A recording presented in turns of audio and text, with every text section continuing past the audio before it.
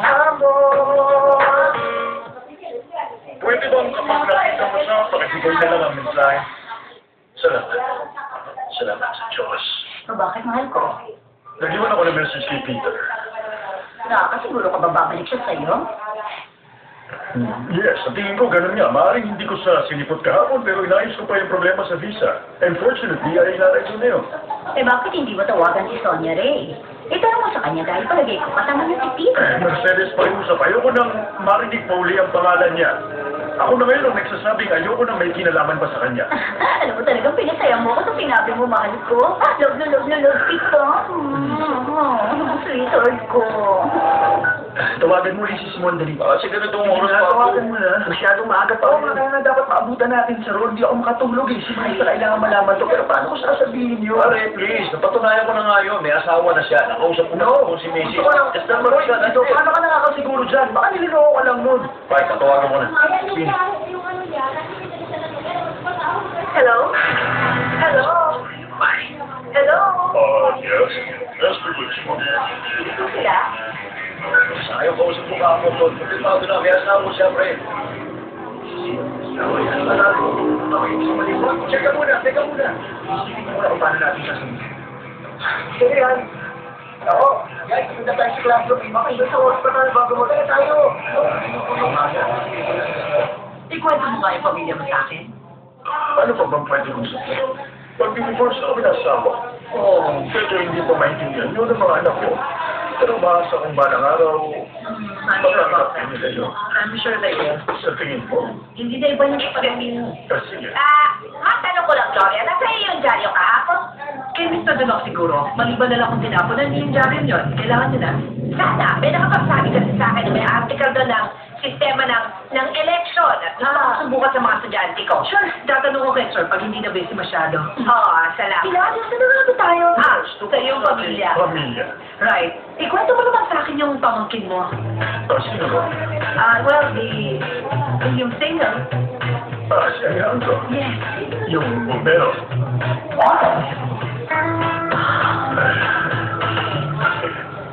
Pinag-resign talaga nila si Sir Santiago. Kaya hindi siya matanggal nun. Magsalita na tayo para kay Santiago. Oo nga, Marisa, pero makinig kaya sila.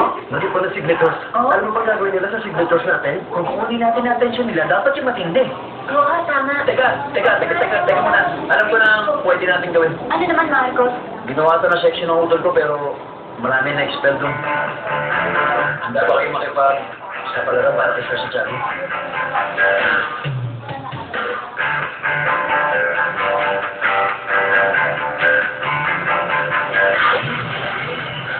Halos magkurumentado nung malaman niya nangyari sa visa love. Tapos, tinawagan niya ako at kung ano tinawag sa akin doon. Bukod sa walang breathing, wala pang utang na loob kahit tinutulungan ko siya, pero tapos na yun. Kaya hihingi na ako ngayon ng pabor sa iyong Peppa, dear. Anong pabor naman? Huwag mo na siyang tatanggapin pa rito at magtsaka mo ng telepono pang tumawag dahil para sa akin, si Colucci ay pumalo na. Ano kung si Colucci yan? Ay, naku, paano salumin ko? Peppa! Ano to? Hindi ka kapilakap. Long time no Siyempre, see kita na. ng gabi yun. Alikaso. Hello? Kumusta? Kung si Sonia, na-intrigue talaga ako sa tawag mo. Ano bang klase mga litrato ang kukunin natin ngayon? Sabihin mo ah. No, hindi kita pinatawag para magpakuha ng litrato sa'yo. Ganon? Oo, may tatanong ako medyo personal. Gusto mo na akong i-date. Hindi yung kapo. No, gusto ko lang kasi malaman tungkol kay Simon. Paano kasi medyo nag-aalala ako sa kanya. Medyo alangan ako. Ano yung ginawa sa inyo? Pumalpag ba sa trabaho? No, ang totoo, kabaligtaran pa doon. May nagsabi ng puro maganda ang kuha niya sa party at kahit sa school. Kasi din ang kuha niya rin sa eskwelahan. Sige. Ano bang gusto mong malaman? Baka pwedeng alamin ang tungkol sa personal na buhay niya, ang ugali niya. Well, nothing in particular, actually. Sorry. Ano ba, Peppa? Ano ba? Ano ka ba? Uy, awal ka na. Hindi mo na kayo, pero madali na. Ayos ka lang.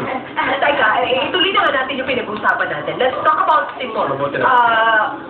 Ano pagkatao? Si What Simon, is that? Kwento mo nga siya sa akin. well, basta ang alam ko, sa birthday, siya, tumitalo siya ng siya ng kuya ko. At may pagka-introvert yun. Hindi madaldal yun. At sa katunayan ay ayaw niyang pinag-usapan siya. Ganon, Sonia. Kailangan ko rin may malaman tungkol sa kanya. Bakit kailangan mo pong malaman?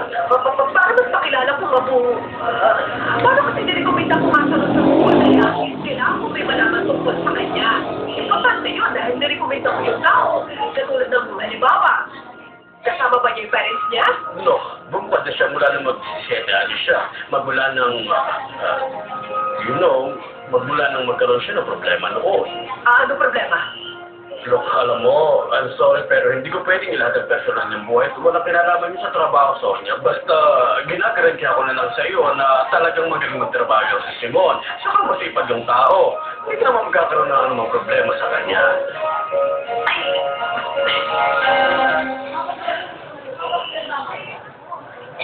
Ay, bakit ba nakakandado to? May problema ba, ma'am? Hindi mo kasi mabuksan itong pintuan eh. Teka, Sige nga. nakalap mo sa loob. Oo nga. Guys! Classroom secret. Ano to? Come on! Sige na, buksan niyo itong pinto! Kailangan mo buksan yan kung wala kitang Huwag kayong magkabatan, buksan niyo itong pintuan. Kundi tatakpa ako kayo lahat ng warning notes.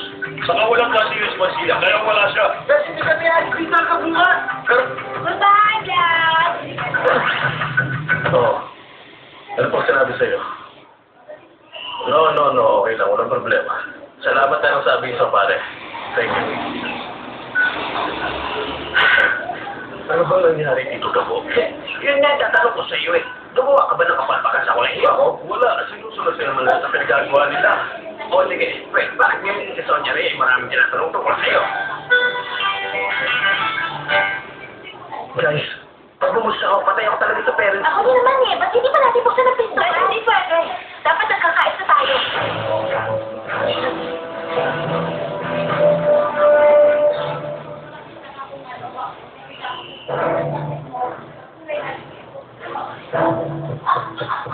Sino yan? Buksan niyo pinto ngayon mismo. Hindi makakatulong sa inyo ang ginagawa niyong pagre-rebelde. Karamihan sa inyo ay posible pang umulit ng third year kung ipagpapatuloy niyo pang inaasal ninyo. Binabalaan ko kayong lahat. Hindi natin bubuksan ang pinto at wala si Sir Mansilla. Tumawag mo na kaya sa Santiago. No, siya nagkasimulan nito. Gusto niya itong mangyari. Hindi ko mapapayagan yun.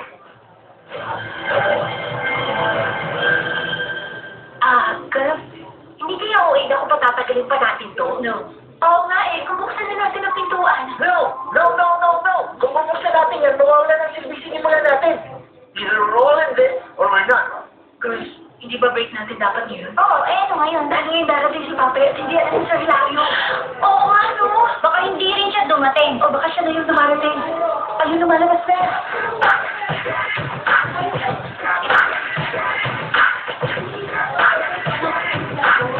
Naku, ano lang dapat natin gawin? Well, hindi ko na kailangan sabihin na talaga importante itong dapat natin pagpasyahan. Alam ko kung gano'n ka-importante ito, siguro kung hindi niyo pagsisisihan pag sinaprobahan niyo ito. Natutuwa nga ako dahil maganda nga ang proyekto mong ito. So, ano ko lang, kakain ko kayo pero tama ba? Ganun ko lang. Sorry sa Santiago, kailangan kasi ko, kailangan mo pumunta agad. No, kung nakikita mo namang may meeting pa ako ngayon, di ba? Yes, I'm sorry about that, pero pagpasahan mo na po anong mas importante para sa'yo. Ang meeting ba ng proyekto mo o ang mga bata? I will wait.